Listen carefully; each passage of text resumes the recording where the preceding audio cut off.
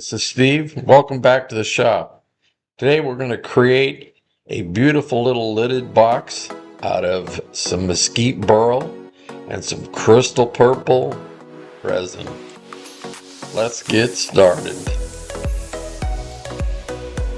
After we get the mold made, the resin mixed and poured into the mold, we're going to get it in the vacuum chamber, start pulling all the air out of the wood and the resin so that we've got a bubble-free project. Then we're going to put it into the pressure pot. We're going to let it sit for 72 hours. We're using designer epoxy deep pour. Wonderful stuff. I love it. It's all I use anymore.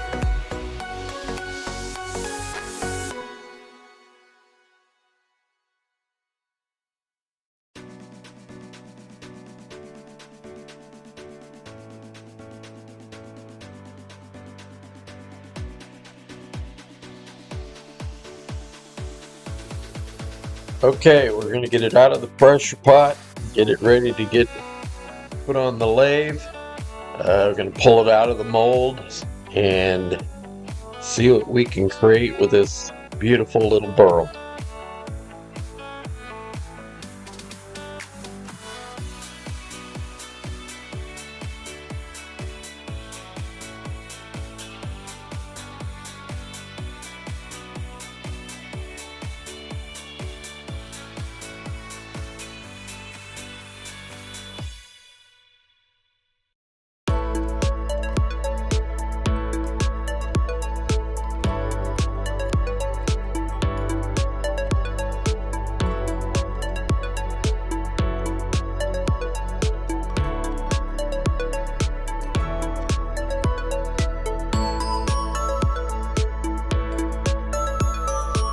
Okay, here we've discovered that we got a leak in the mold and the pressure pushed it out into the outer catch basin that I use for potential leaks. It took a little bit of height off the project, but ultimately it came out well.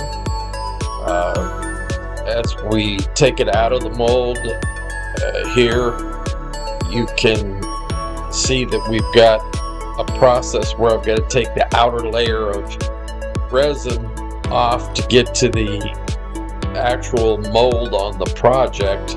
So a little bit of extra time, wasn't expecting it, but when a mold leaks, things like that happen, so you just got to deal with it. Project ultimately came out the way I like it, so we'll move on.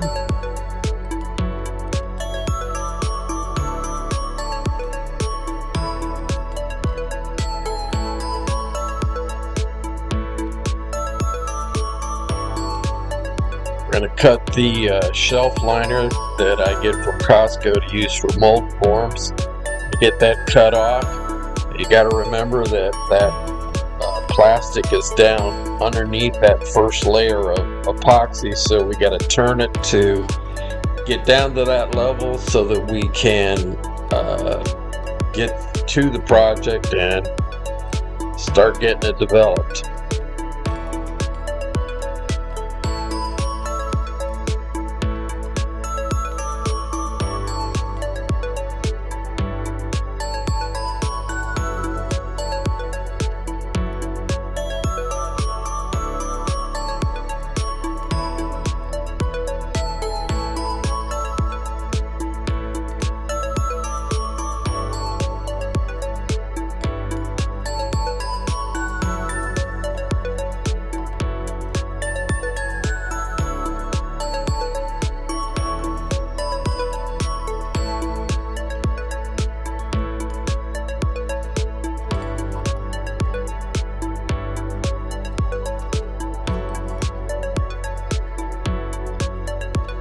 Here we're going to start finding centers, get it drilled out so that we can get it mounted onto the lathe and get it spinning hopefully as true as we can, and start taking that outer layer of resin off to get to the rest of the plastic that makes up for the mold, and a little piece of plywood on the end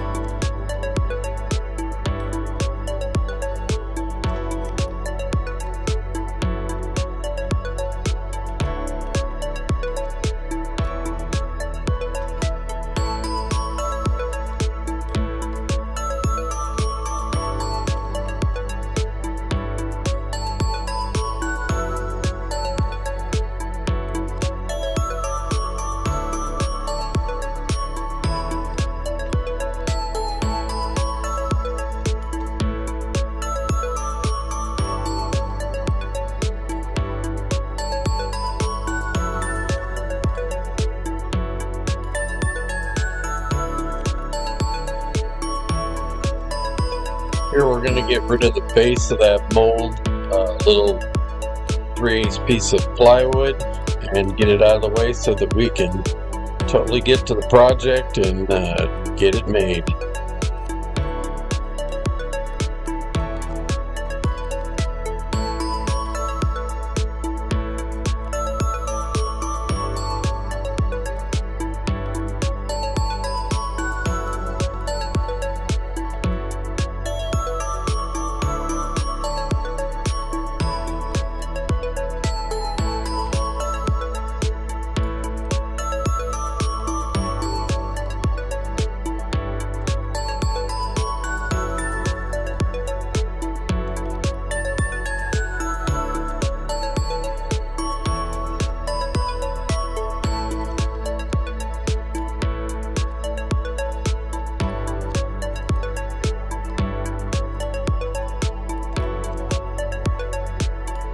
We're going to turn back a lot of that resin to get it off the wood so that that burl is exposed to the fullest extent that we can. And we want to make that burl kind of the highlight of the project.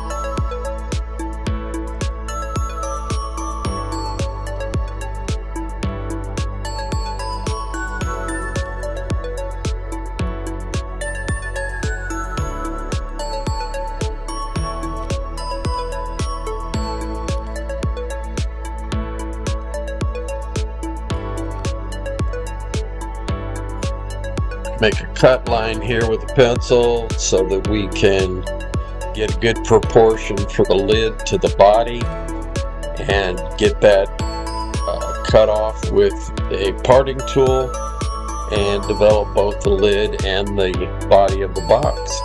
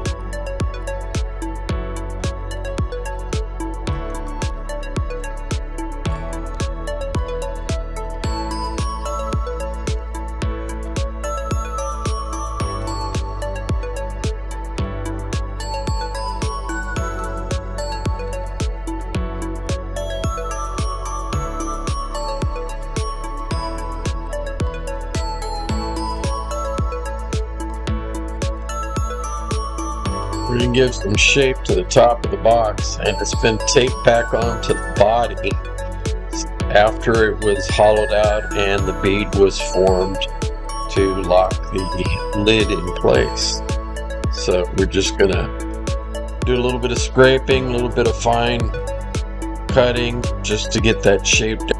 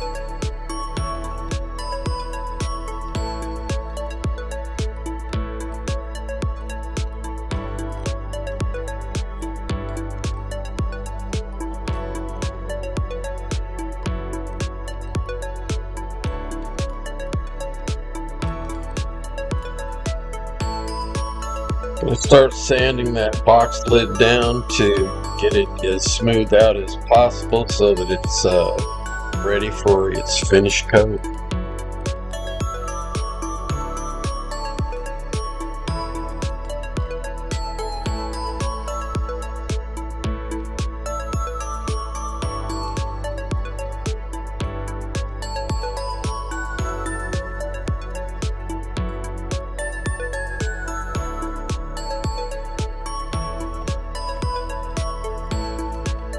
You can pull the tape off here and match the lid to the body so that they're exactly the same diameter and that they fit exactly the way you want the box to be.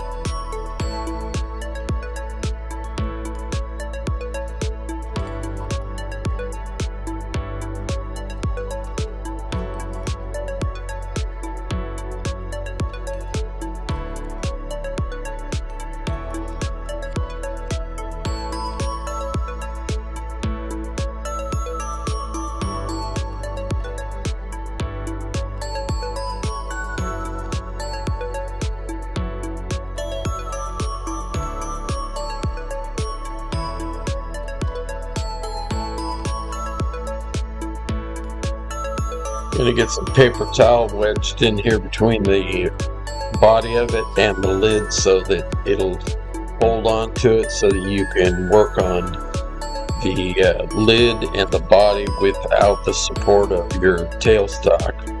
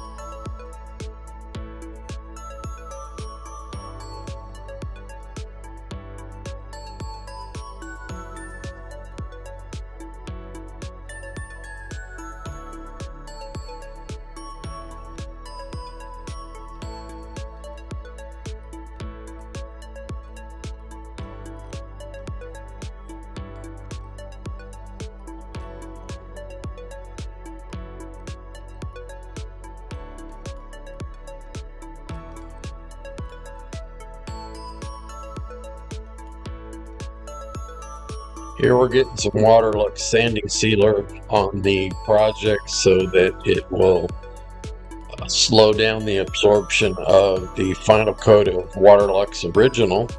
It works really well. Usually you can get away with one coat, maybe two, where normally this would probably be a 3-coat project before all that burl got through sucking up your finish. Helps with the cost.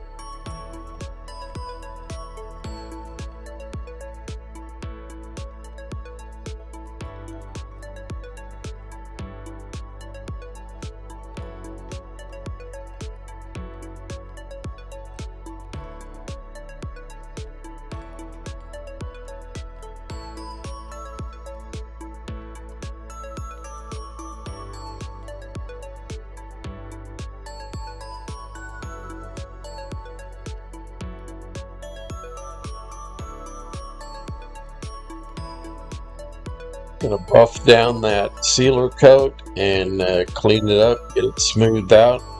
You want to make sure that you get some denatured alcohol on there to clean off all the buffing compound and any little pieces that the steel wool might leave behind.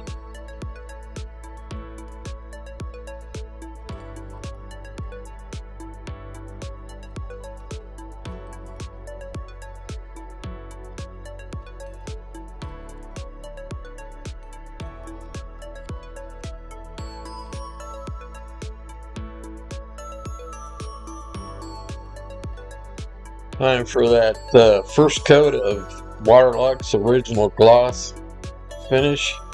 Great product, leaves a beautiful shine. It usually lays down very well on your projects. Just make sure you get it buffed before you do, and in between any coats that you need to follow up with. It's just an absolutely wonderful finish, food grade. I've been using it for quite some time and really like it.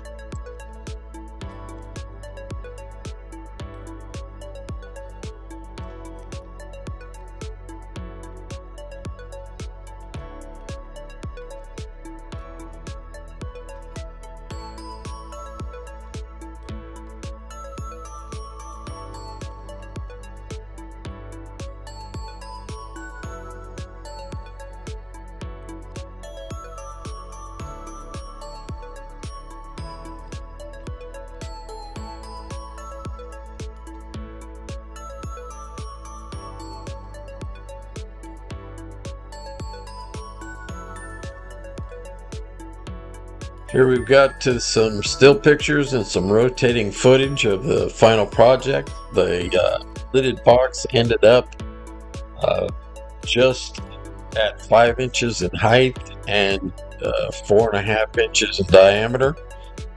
I want to thank you very much for watching, and please hit that subscribe button and click on the playlist at the end so that you can see more videos. Have a great day, and thanks again for watching.